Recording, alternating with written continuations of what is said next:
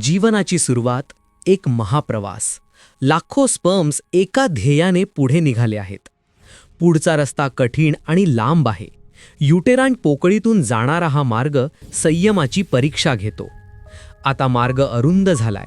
Fallopian ट्यूबच्या दिशेने जाणं हेच आता एकमेव लक्ष्य. इथे सिलियाचा प्रवाह आणि होणारा विरोध, तरीही जिद्द कायम आहे. आणि अचानक ती दिसली, एखाद्या तेजस्वी ग्रहासारखी भासणारी ही एग सेल.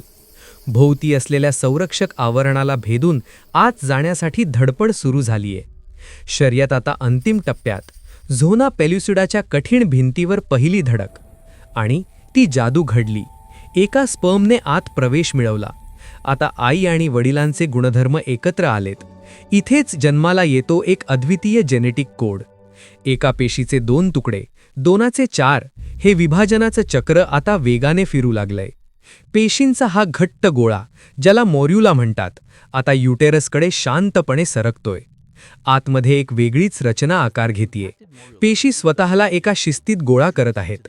प्रवास अजून संपलेला नाही. पेशींच्या आत द्रव साठवून आता त्याचं रूपांतर ब्लास्टोसिस्टमध्ये होतंय. आता हा परिपूर्ण ब्लास्टोसिस्ट युटेराइन कॅव्हिटीमध्ये आपल्या जागेच्या शोधात तरंगतोय. इथूनच एका नव्या आयुष्याची, एका नव्या अस्तित्वाची खरी सुरुवात होते.